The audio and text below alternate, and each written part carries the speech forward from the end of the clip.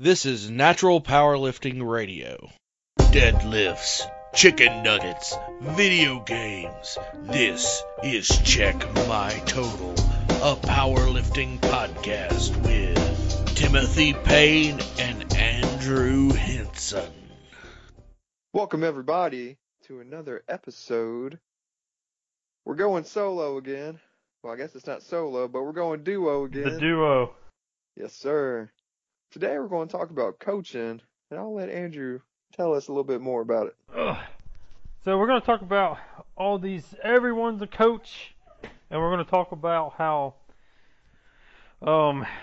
just kind of the culture of the powerlifting world, how there's all these online coaches, there's all these, they got in-person coaching, you have your Instagram coaching, and we're going to kind of talk about that culture for a little bit. We might step on some toes on this podcast. Coaching's different. Yeah.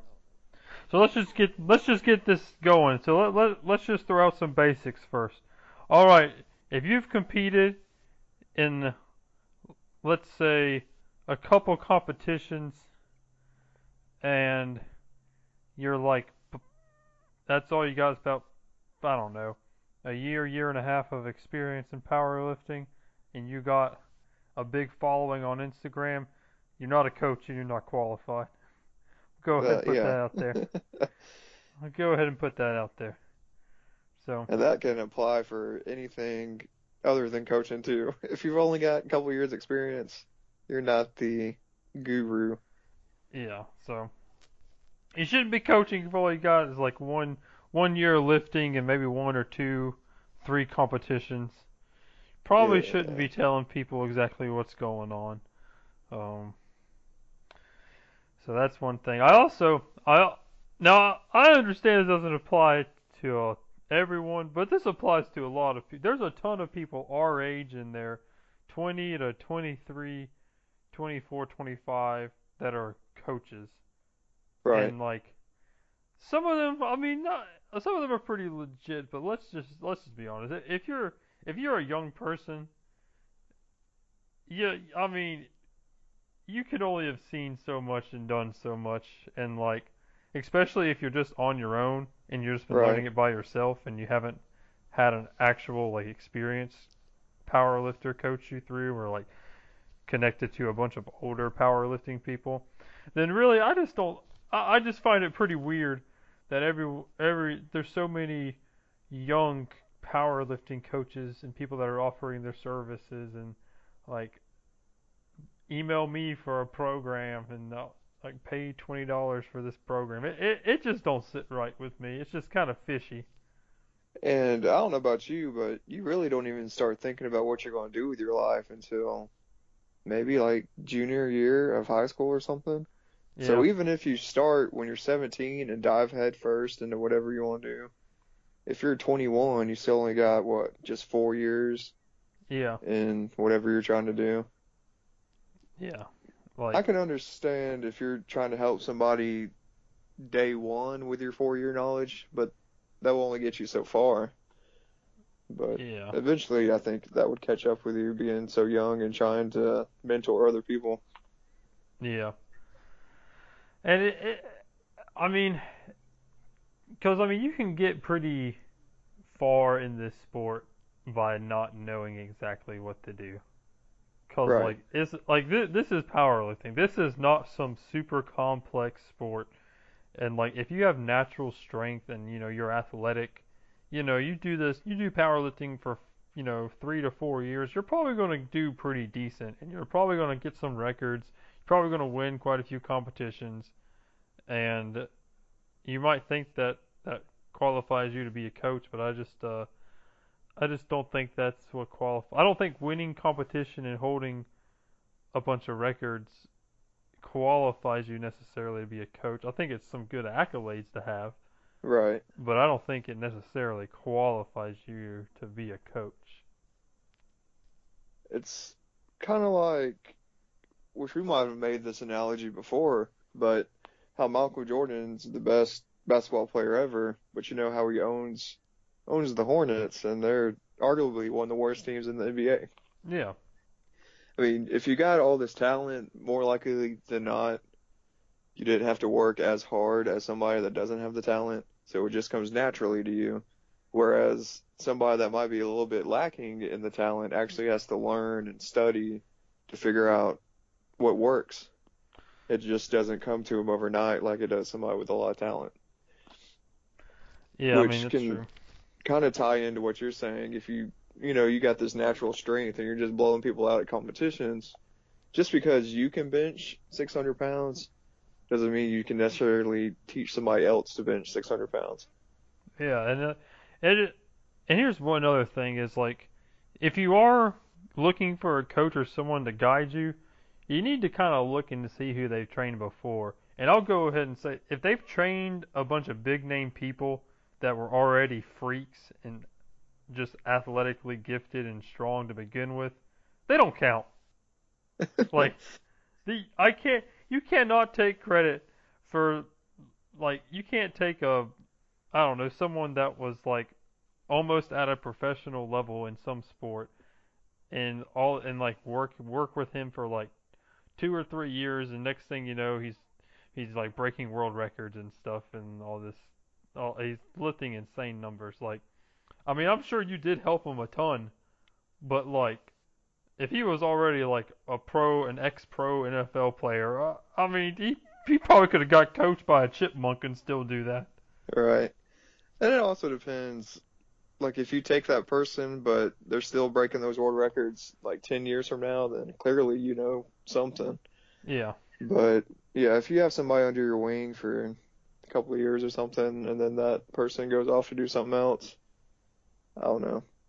I'm kind of torn on that because they still needed that little something to get them over the top. You know what I mean? Yeah, I mean, they still needed some guidance. They definitely did. They still needed some guidance. They needed someone to show them the ropes, and they needed someone to probably help them optimize their form and their program.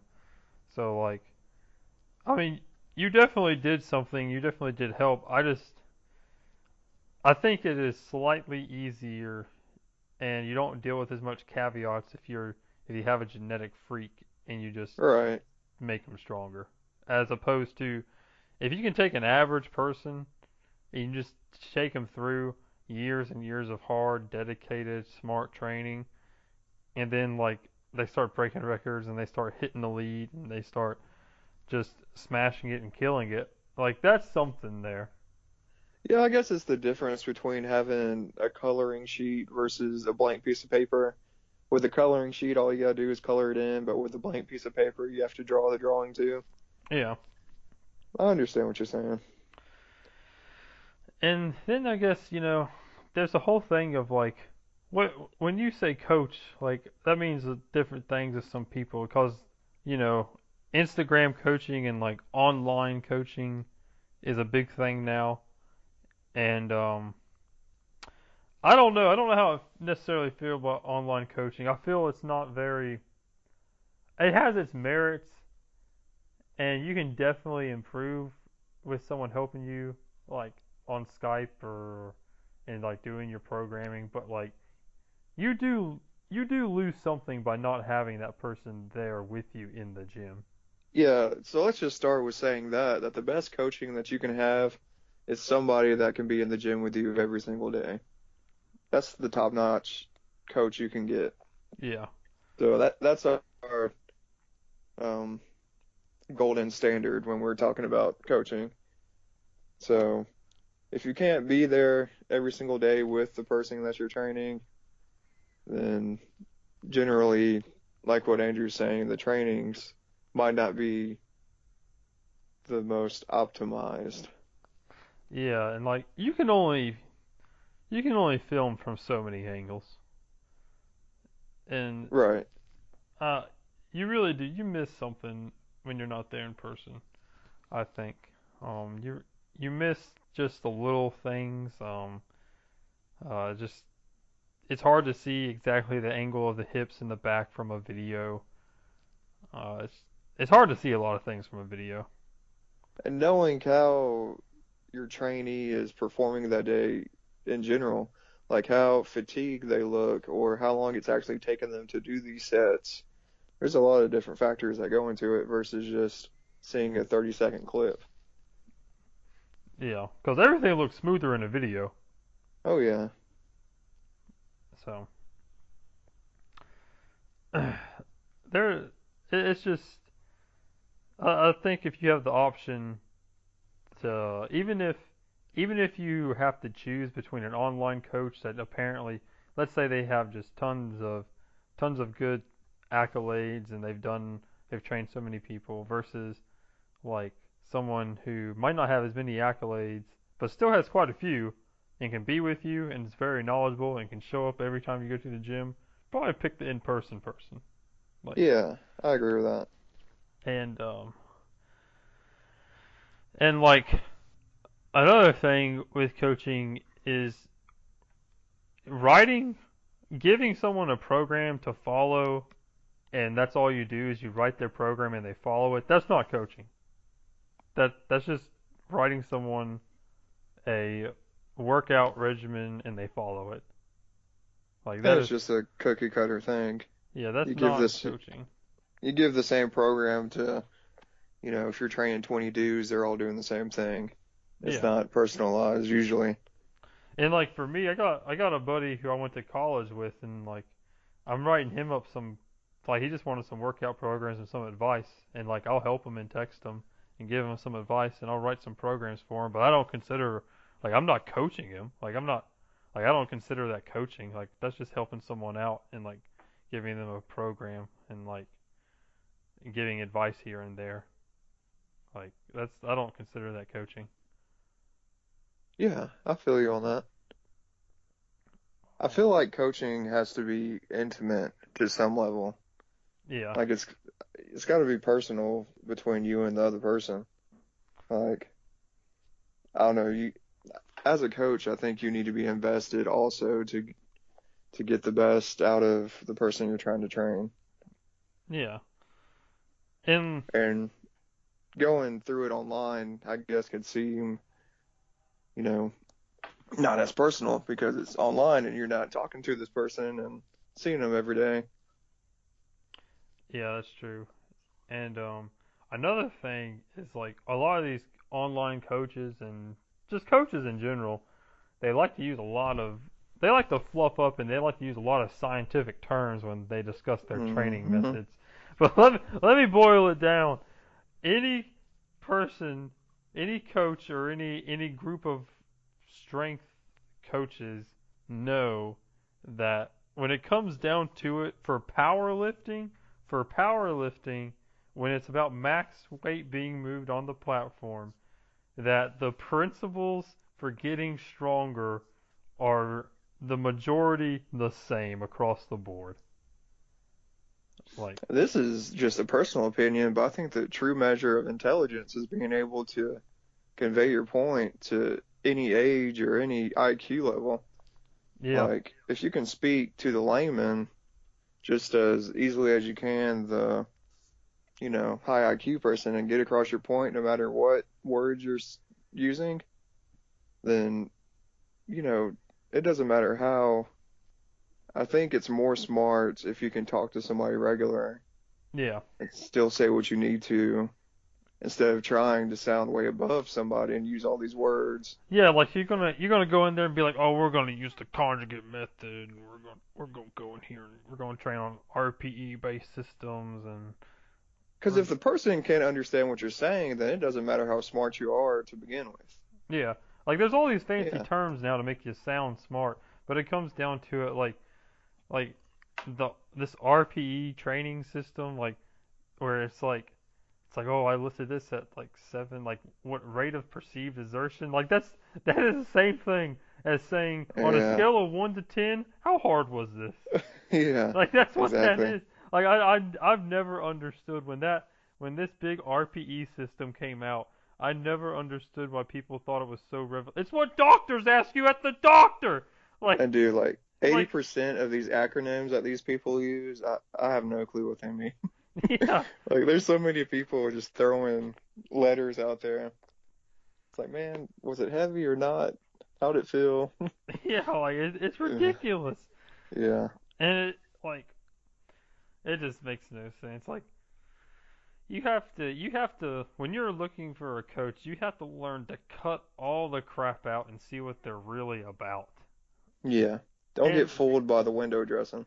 yeah, and another thing is like so getting stronger, like the human body has not gone under any like extreme changes in a very long period of time. So No. what gets people strong 100 years ago still gets people strong today. Yeah. And so what I mean by that is your strength like your program that whatever organization is giving you is most likely they all follow the same principles just in different formats. Right. Like every program is going to have some type of intensity, some Mm-hmm. type of frequency, how many times you go into the gym, and it's going to have I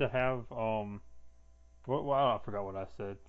What frequency? How many times you go to the gym? How much weight's on the bar? How and like how Mm-hmm. many your volume and stuff like that. Yeah, I think you said intensity too. Yeah, so frequency, volume, intensity, those are all things a program's going to have to manage. Every program you have to progress in some manner, so there has to be some type of quote unquote progressive overload. So where Mm-hmm. you're either lifting more every week, you're whether that's weight on the bar or reps or sets or some type of manipulation of those things is going to be in your program. So when it comes down to it, most like especially if you look on the internet and you just look at there's thousands of powerlifting programs, but if you look at them all, like I've looked at it, like you can put 10 programs side by side of each other, and if you cut out all of the pretty stuff and all of the fancy spreadsheets and you boil them down, they're all relatively the same. Yeah. They're all relatively the same. No one's doing anything extraordinary. So when you're looking for a coach, I wouldn't necessarily put a ton of. I mean, just know that they know what they're doing and they're smart enough to give a good program that follows good principles. But most of like if they're a good coaching like organization, they're probably going to do that. What I would look for more is like how do they interact with their clients and how much do they help you? Do they know technique stuff? Like, do they know how to fix certain issues that are lagging? Do they know how to work with injuries and stuff like that? Like that's kind of stuff you can need a coach for. I agree with that. Like, Like you said, technique and then knowing how to shift around that program. It's not yeah, necessarily the program that matters, it's knowing how to utilize it. yeah, the program should be fluid. It should change like based on how you feel. Shouldn't be set in stone. And like I had something else. I can't remember what I was going to say, but I was going to say something else. But Well, you kind of touched on this. If you're lagging in something like, for example, on my deadlift, I'm super quick off the ground, but somebody new watching me might say, well, I can't get my hips through because I stall out, above my knee.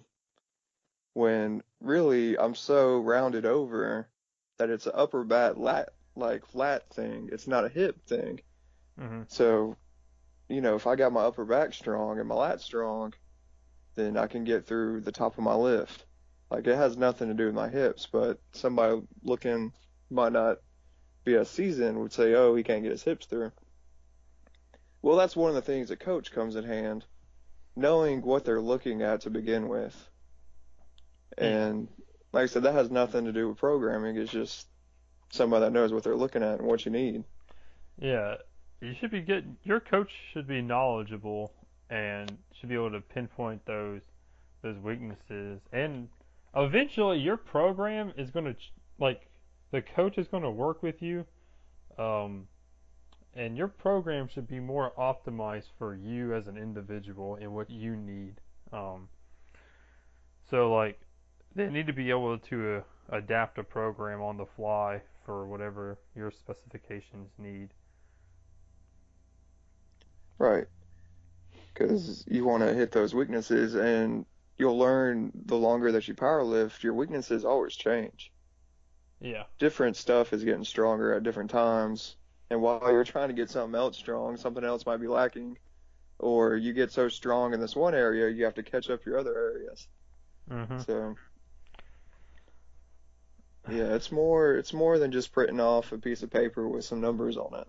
Yeah, because I can go look at all these popular programs like uh, the the small blobs and all these like the cube method and all I don't know 531. Like they all follow the same stuff. So you don't need a coach. Like a coach should know that it's not rocket science to get stronger.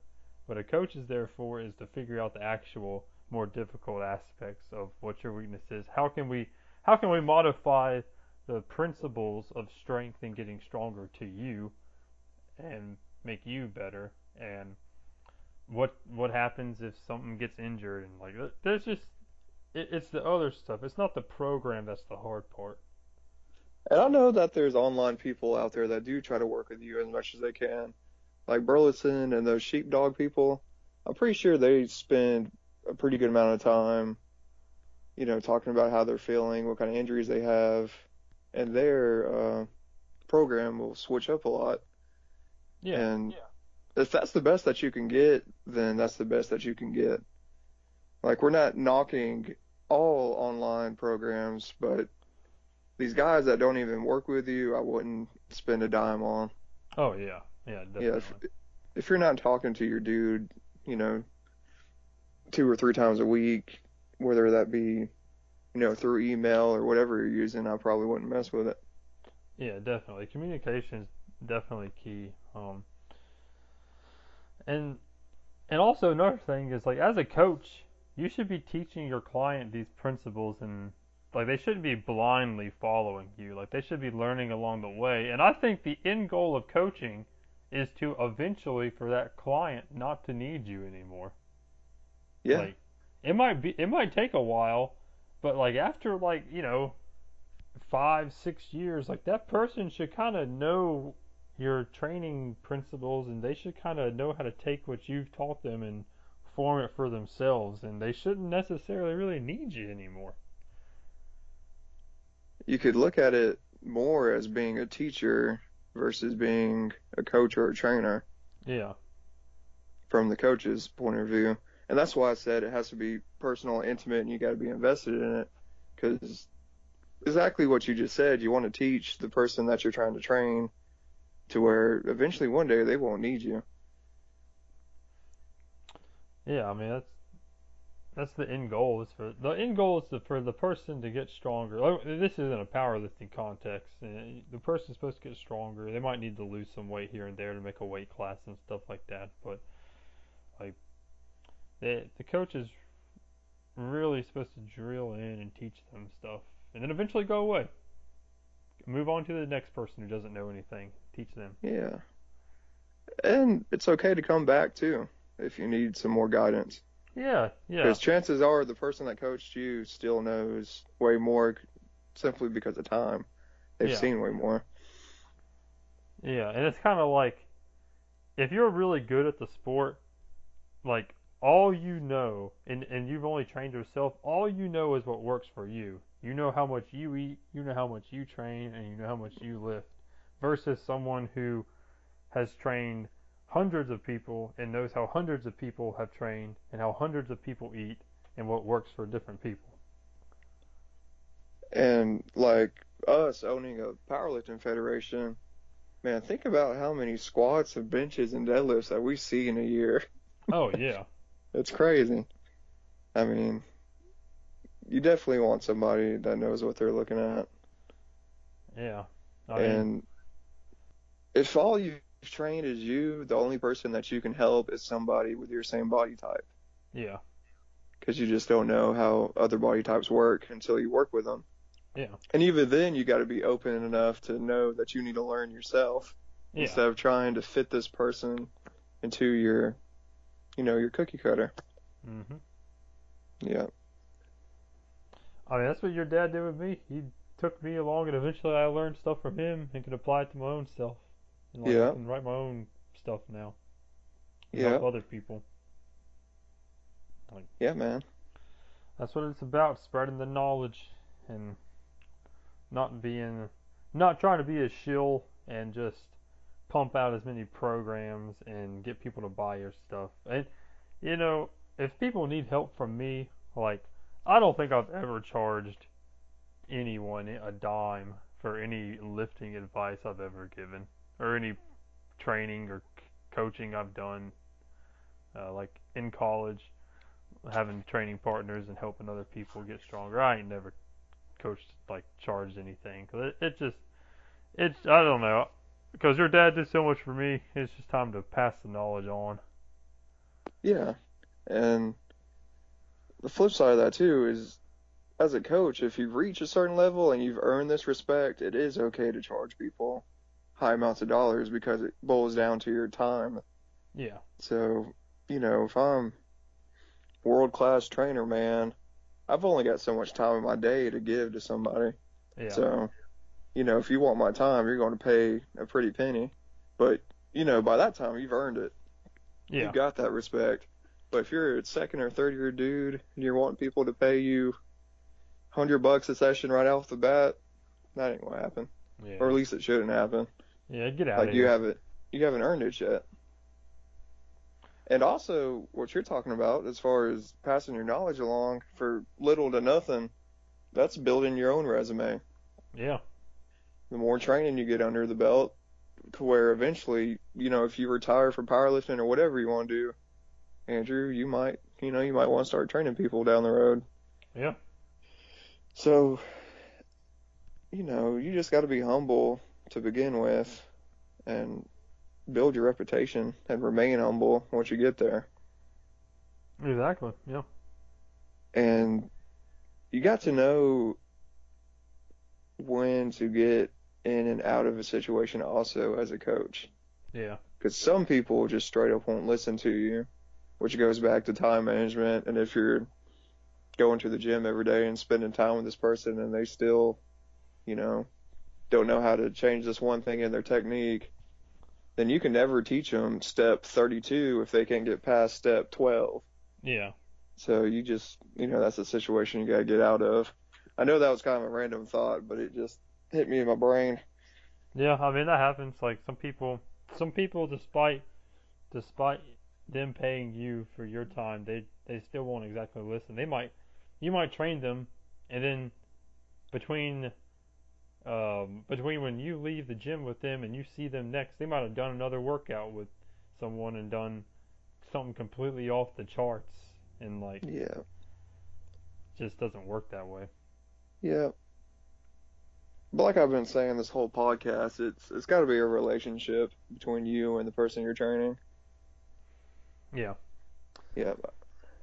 But yeah, you got any more points to make? I think that wraps it up. I think so too. I think we've done enough ranting. Yeah, man. All right, ladies and gentlemen, that's it for this episode of Check My Total. I hope you learned something. I hope we stepped on your toes, and I hope you're closing down your business if you're scamming people off with your 531 that you ripped off of Google on the spreadsheets, and you colored it differently, and you sent it out to 500 people, and you asked for 5 payments of $29.99 for the rest of your life. I hope you're quitting your business, shut down. And for the legit people, keep on being legit. Too legit to quit. Don't ever quit. Pass on your knowledge. Be humble and stay humble. And next thing you know, take your people out for milkshakes when they hit a PR. That's all I got for today. I'm out of here. We out. Don't forget the IBP Morganton Push-Pull in Morganton, North Carolina on November 10th. For more information about the competition, please visit ironboypowerlifting.com. Please subscribe, and thank you for listening. Be sure to follow @CheckMyTotal on Instagram for all the latest updates.